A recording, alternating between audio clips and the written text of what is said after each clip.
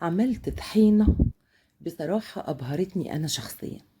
حاجة كده في منتهى الجمال، حاجة فوق الوصف. الطحينة دلوقتي بقت ب180 و200 جنيه في أماكن كتير. عملت بربع كيلو سمسم، جبته ب40 جنيه.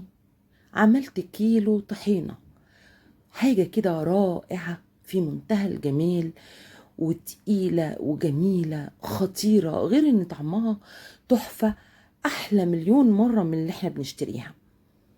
حقيقي بجد الحاجة في البيت ازاي بتبقى طالعة تحفة وموفرة. شايفين بتتقل ازاي؟ مجرد ان انا حطيت عليها شوية مية وشوية خل والبهارات بتاعتي، حاجة كده في منتهى الجمال. وتقيلة ازاي وجميلة وبيضت، بصوا عاملة ازاي، حاجة كده في منتهى الجمال بجد. اللي ما يعملهاش في البيت يبقى غلطان.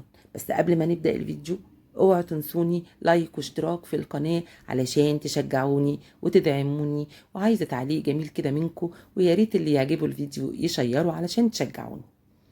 اول حاجة هنبدأ بسم الله الرحمن الرحيم.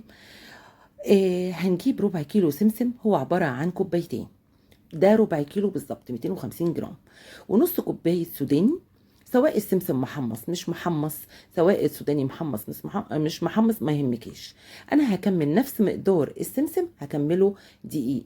يعني ايه؟ يعني نص كوبايه سوداني مع 1.5 كوب دقيق، يعني 2 قصاد الاتنين بتوع السمسم. هجيب بقى الطاسه بتاعتي الكبيره واحط فيها السمسم. وطبعا السمسم حتى لو محمص برضو انا هعمل الحركه دي. طبعا هبص فيه كويس لو في اي حاجه، مثلا شعر بتاع، يعني حاجه سودة، حاجه عايزه يعني تنقيه، تبصي فيه كده، لو في اي حاجه تطلعيها. هنحط كمان السوداني وهقلبهم على النار لمده 5 دقايق. مش هنحمصهم، مش هنحمصه، بس يسخنوا كويس جدا. يعني تمسكيه تلاقي الخليط بتاعك ده سخن قوي، يعني مش تحميص، تسخنيه جامد جدا. فطبعا هنحط بعد كده، بعد ما عملنا خلاص 5 دقايق، هحط كمان معاه الدقيق. انا ليه ما حطيتش دقيق من الاول؟ عشان الدقيق طبعا هيتحرق بسرعه. هو الدقيق بيسخن اسرع من اي حاجه تانية. انا ليه بعمل الحركه دي؟ عشان لو فيهم رطوبه تطلع. اهم حاجه عندي ان هما ما يكونش فيهم رطوبه. ليه؟ علشان خاطر لما اخزنه واحطه في التلاجة، قبل ما يخلص الكيلو بتاعي يكون هو سليم زي ما هو. فانا هنا بطلع الرطوبه على النار منه، برضو بقلبه تقليبه كده حوالي 3 دقايق او دقيقتين، لغايه برضو الخليط بتاعي ما يسخن كويس جدا. اسيبه بقى يبرد خالص خالص، واجيب المطحنه بتاعتي. ويعني يا ريت يكون عندك مطحنه، لازم تكون عندك مطحنه، لان ده العمليه دي مش هتنفع ابدا في الخلاط، لازم هتطحني. الكبه بتاعت الكبه بتاعت الخلاط او المطحنه. اهو حطيته. طبعا هو بينزل الزيوت بتاعته، فتلاقيه تقيل، فعشان كده انا بخبط عليه علشان يتحرك، لانه بيركن. الجزء اللي بيطحن بيطلع طبعا زيته. اهو شايفين بيبقى عامل ازاي؟ عشان بيطلع مزيت شويه، لان طبعا السوداني والسمسم الاتنين فيهم زيوت. اهو نعمته كويس قوي. بحط الباقي كمان. انا بعمل كده، بخبط عليه كده عشان بيلزق، الجزء اللي بيطحن بيلزق في الخلاط، فما بيحركش الباقي. اهو انا كده خلصت خالص، طحنتهم كلهم. اجيب بقى شفشق الخلاط بتاعي، واكون محضره كوبايه زيت. الزيت ده سواء زيت من الغالي، او سواء زيت التموين بتاعك برضو هينفع. يعني ما تقوليش مش هينفع، لا، هينفع.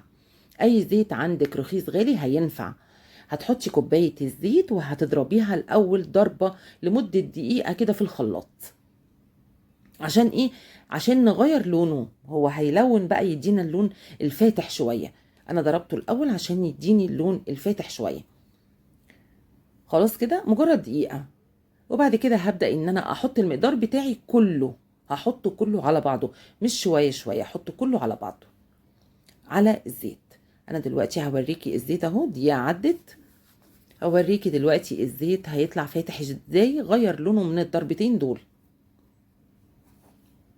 جماعه ما تنسونيش لايك لو سمحتوا، وتعليق جميل كده منكم لو عجبكم الفيديو، فضلا وليس امرا. اهو لون الزيت افتح.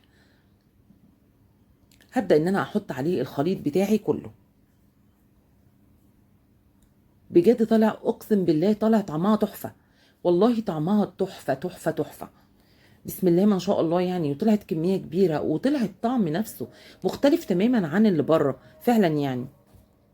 هنا احنا حطيناه بقى كله وهنضربه. طبعا انا هنا برضو هساعده بالسباتولا كده لانه بيلزق في الجناب. الفه كده، احركه، وبعد كده اغطي عليه تاني واضربه كويس قوي. اضربيه وريحي الخلاط، اضربيه كمان يعني دقيقه وريحي الخلاط، دقيقه وريحي الخلاط. بس انا عايزاكي تضربيه كويس، يعني المجمل كده 5 دقايق بس، كل دقيقه ريحي الخلاط شويه. هوريكي دلوقتي اهو. لو انا حسيت ان هو تقيل شويه، فبدات ان انا ايه، ازود سرسوب سرسوب من الزيت اهو. انت يعني احنا حطينا الكوبايه الاول على المقدار بتاعي واشتغلت بيه، لقيته تقيل، حطيت، بدات ان انا احط سرسوب كمان. ده بقى انت اللي تتحكمي فيه. سرسوب صغير ممكن ياخد، ممكن يكون محتاج، ممكن ما يكونش محتاج. سرسوب صغير لغايه اما تلاقي الايه، توصلي للسماكه اللي انت عايزاها. انا هنا هصفر الميزان اهو عشان اثبت لك. البرطمان ده نص كيلو، والعلبه اللي جايه هتبقى 400 جرام اهو.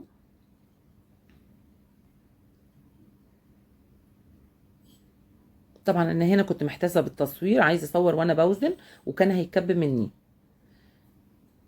اهو.